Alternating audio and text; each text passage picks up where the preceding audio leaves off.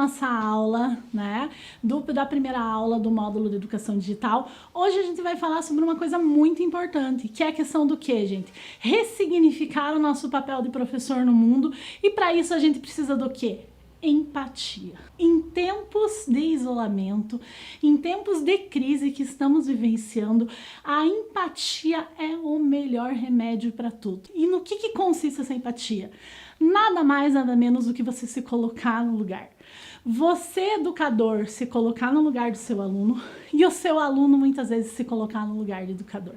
É uma troca, né? Além de uma troca de conhecimento, uma troca de energia. Uma troca de saberes, porque muitas vezes você, aluno que está aí, sabe inclusive muito mais das ferramentas digitais do que o seu educador. Então, nada mais benéfico nesse momento que aconteça o quê, gente? Que a gente troque, que a gente faça uma troca. E isso só com muita empatia. Essas gravuras acabam mostrando para vocês exatamente um pouquinho do que é essa troca, como é que ela deve acontecer, como é que eu posso olhar o mundo com os olhos daquela outra pessoa que eu estou tendo uma relação, que eu estou me relacionando. Como é que acontece isso? Na primeira aula, a gente inclusive trabalhou as questões de relações intergeracionais. Para quê, gente? Para focar e ver como é que acontece essa empatia. E essa empatia nesse momento, partindo de que você reconheça que nós estamos em gerações diferentes, mas nós estamos juntos, nos comunicando no mesmo tempo, no mesmo momento, vai levar em conta essa troca. Vamos lá? Para começar, eu vou passar um videozinho curto para vocês. 3 minutinhos, mas de uma profundidade imensa, porque ela vai traduzir, esse videozinho vai traduzir para você exatamente o que a gente quer passar para vocês a respeito de empatia. Vamos lá?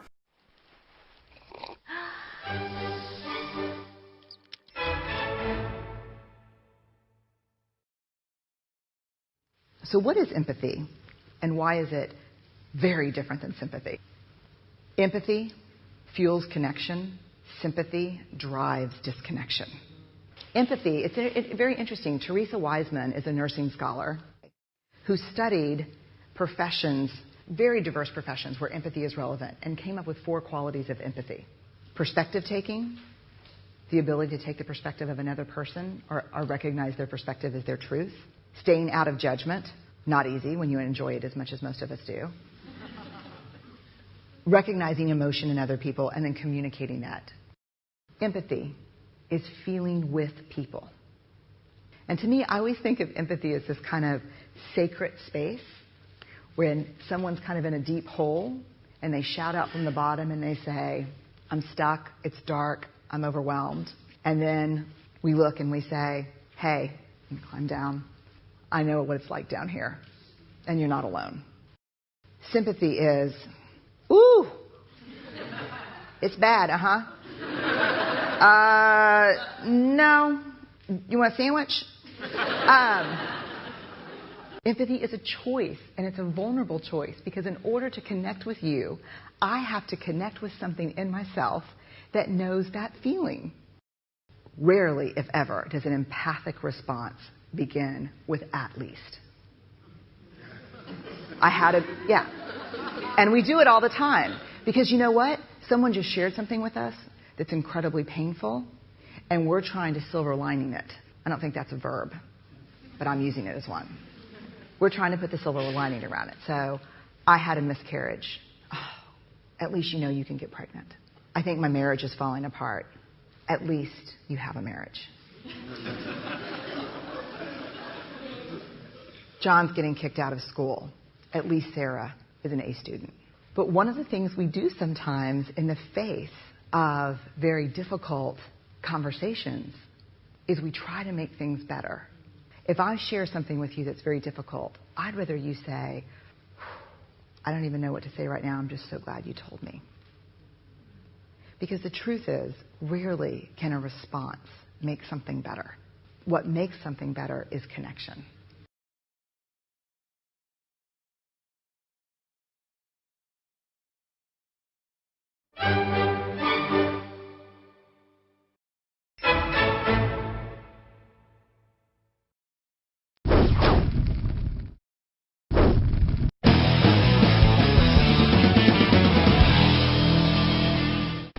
Então, gente, esse vídeo representa o quê? O que vocês acharam desse vídeo? Gostaram? O vídeo representa nada mais nada menos do que você saber lidar com as diferenças, você se doar para as demais pessoas, você ser a partir disso. Afinal de contas, nós não somos seres isolados no mundo. Nós precisamos de contato humano. Prova disso é a grande dificuldade que está tendo no quê, gente? Em todas as relações que precisavam de contato e não tem mais. A professora também não está feliz porque não tem mais os seus alunos em sala para poder dar carinho, abraçar. O aluno também perdeu essa referência. Por quê?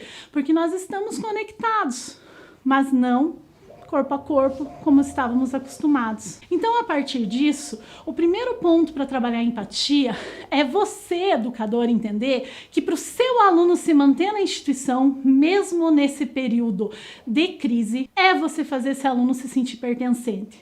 Como é que a gente faz alguém se sentir pertencente? Você é pertencente a quê? Já pensou nisso, educador? Você pertence a que mundo? Por que você se identifica com algumas coisas? Em sala de aula, ou presencialmente, como estávamos acostumados, a conexão é direta. Não é direta, pessoal? A conexão tá ali, você tá ali com o teu aluno.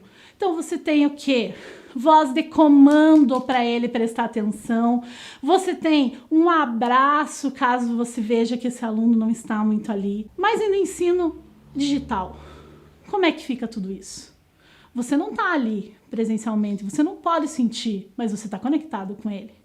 E essa conexão vai fazer toda a diferença para você ter esse aluno presente, inclusive para o desempenho desse aluno. Por quê? Todo mundo já sabe que alunos que se dão com seus professores, com seus educadores, têm um desempenho melhor nas aulas do que aqueles professores que não se dão com o aluno.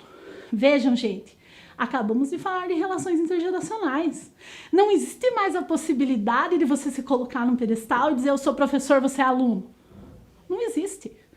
Hoje, nós somos professores e nós somos alunos em tempo integral. Nós temos que pertencer a alguma coisa. É o sentimento de solidariedade do vídeo. É exatamente o sentimento do quê, gente? De empatia. Você se colocar no lugar do outro.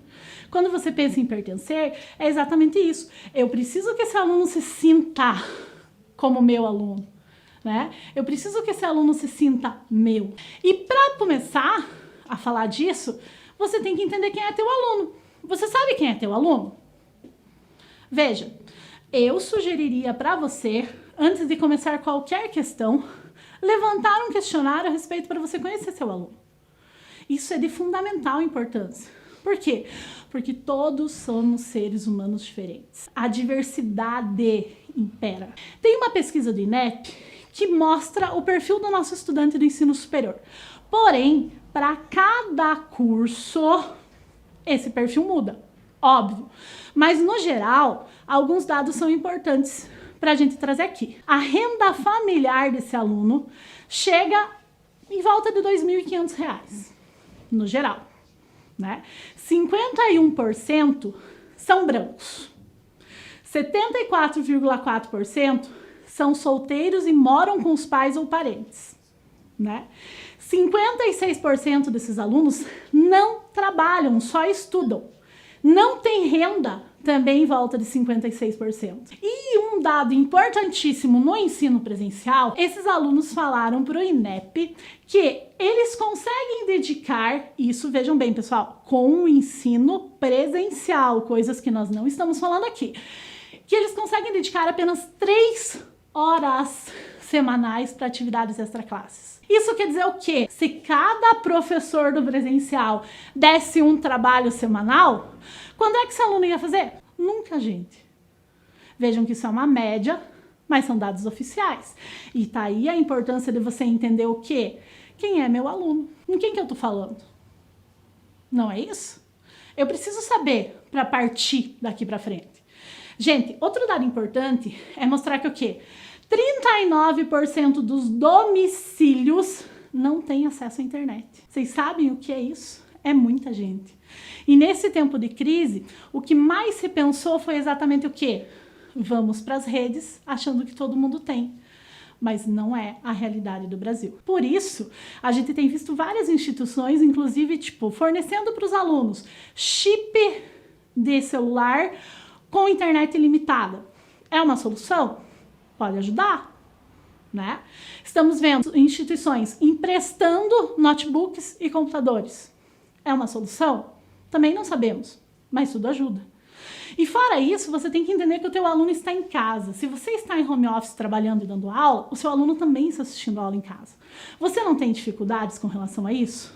Óbvio que tem. Porque em casa, além de todas as distrações possíveis, esse aluno tem filhos que querem a atenção dele, esposa que querem a atenção dele, né? Entre os problemas de violências domésticas que nós estamos escutando todos os dias com relação ao seu aumento. E daí, como é que ficam essas relações interpessoais? E as doenças psicológicas? Tudo isso nossos alunos não deixaram de ter por estarem em casa assistindo a aula. A crise nos mostrou que precisamos do quê, gente? A adaptação. Mas sem conhecer o nosso aluno, não existe adequação nem adaptação. Por quê? Porque a gente não sabe para quem a gente está falando, né? E eu sei, se eu conheço esse meu aluno, será que eu sei quais são as dificuldades que ele está encontrando nesse momento, gente? Eu sei se ele está tendo problema com o tempo? Vejam que tem vários alunos que trabalham por escalas, né? Principalmente policiais e tudo mais, trabalham por escalas. Como é que eles estão fazendo para dar conta dessa gestão do tempo? Gente, tem alunos que não pararam de trabalhar. Eles trabalham e estudam em casa. Será que eles têm um local adequado para assistir aulas? Vejam que as moradias estão cada vez menores. As famílias, os cômodos e tudo mais. Como é que eu vou interagir tudo isso com um espaço adequado para esse aluno poder sentar, assistir minha aula com calma e tudo mais? Será que ele tem? Será que a internet funciona? Eu vejo vários problemas e vários alunos questionando a questão da qualidade da internet. E é uma queixa muito frequente. Se funciona a internet, não funciona o som, não abre a plataforma. Ou começa numa plataforma e termina numa rede social. Vocês já pensaram a bagunça que isso é para o aluno também com relação a essa organização? E a família, como eu já falei, será que eles são com problemas de família? Gente, muita gente em casa dá briga. Vocês não acham que é extremamente comum terem problemas a partir disso? Né? Sobrecarregamento físico, mental, exatamente pela parte da história que a gente está vivenciando hoje também não faz, de certa forma, uma diferença? E quando o home office é exatamente para toda parte da família? E aí, além disso, e além do sentimento de pertencimento, qual é a imposição nossa, enquanto educadores digitais, pro aluno? Porque isso é uma coisa que a gente manteve, né? Pelo menos a gente tem visto na maioria das instituições. Tanto é que hoje se fala em não trabalhar com aulas à distância, inclusive por questões contratuais, mas trabalhar com o que está se chamando de aulas remotas, gente. É você estar sentado no seu computador, conectado numa determinada plataforma, junto com o professor, aulas reais, no momento da sua aula. Né? Ao contrário de aulas à distância, que seriam exatamente, o professor grava, disponibiliza, você assiste quando você puder. Isso faz diferença? Claro que faz. Em tempos de crise, é pior ainda, porque a gente não sabe a realidade do nosso aluno. A gente está imaginando algumas questões, mas nós não sabemos tudo isso. E daí, como é que você faz? O que você pensa? Bom senso, gente. Bom senso sempre. Se você imagina que esse aluno não vai mudar, não vai ter alteração, vai conseguir sentar, assistir tua aula remota, ótimo. Mas pense também naquele outro aluno que não vai conseguir e que vai ser prejudicado por causa disso. Nós temos informações, inclusive, de instituições que estão trabalhando a lógica de você trabalhar a questão presencial cobrada em fóruns por atividades. Vocês já pensaram se cada professor prefere ou cada professor resolve pedir um fórum? Quantas atividades esse aluno vai ter? Se cada professor do presencial que estava acostumado, por exemplo, a pedir uma dissertação, segue com essa lógica de dissertação, quantas dissertações essa semana um aluno vai escrever? E detalhe, eu sou professora do tipo que acho que o quê? Mandou o aluno fazer, você tem a obrigação de corrigir. você vai conseguir corrigir tudo isso? Você já pensou nessa lógica? Empatia. Empatia. Você colocar no lugar do aluno é a mesma coisa. E às vezes até tipo essa imposição dessa disciplina do professor ao aluno, além do horário, além dele disponibilizar, coisas básicas, gente. Já tentaram assistir uma aula com fone no ouvido? Aumenta muito mais a concentração do que simplesmente você assistir com som ambiente. Parece bobagem, mas faz muita diferença. E aí? As metodologias de abordagem do professor a esse aluno, eu vou citar aqui, mas fiquem cientes que na educação digital não existe uma fórmula única. Então, aquilo que a gente tinha lá, a abordagem tradicional, né, com o professor na vertical ensinando o aluno, a abordagem comportamentalista, que vocês depois até podem dar uma olhadinha no nosso módulo comportamental lá para conseguir entender melhor, né? A abordagem humanista, cognitivista, sociocultural, são abordagens totalmente adaptáveis à educação digital. Nada é inadaptável, muito pelo contrário. Tudo pode fazer muita diferença se você souber dosar, se você souber entender, se você se colocar no lugar do seu aluno e entender. Porque ao mesmo tempo que você acorda às vezes de mau humor para ir fazer aquela aula 7h40 da manhã, aquela aula remota ou aquela aula à distância, teu aluno também está acordando em casa daquele jeito. E pior, né? Às vezes com família cobrando, criança querendo mamadeira, inúmeras coisas, cachorro latindo. Já teve até uma situação que a professora estava gravando aula e o esposo passou de cueca atrás. Gente, totalmente plausível. Por quê? Porque além de escola, aquilo ali é o quê, gente? Casa. É minha casa, né? Então a gente parte dessa lógica também. O que eu espero de um professor? Questão de engajamento. Né? Gente, isso é fundamental. Não é porque estamos distantes que não estamos conectados. Estamos conectados sim, estamos com o nosso aluno ali sim, né? Então, engajamento fundamental. Estimulação do seu aluno. Porque quando você está numa sala de aula normal, a turma mesmo se autoestimula. Quando você está sozinho, não. Quando você está sozinho, você precisa daquilo. Né? Você precisa muitas vezes, inclusive, tipo, incitar as próprias questões de concorrência, mas sempre com base na solidariedade, exatamente tipo, envolvendo a questão da empatia, porque é isso que a gente espera desse professor na educação digital, que você seja o professor que você sempre quis. Né? Então, bom senso, bom humor, né? Muito amor pelo que faz, são questões que vão fazer toda a diferença para o seu aluno. Bora lá para o módulo 3?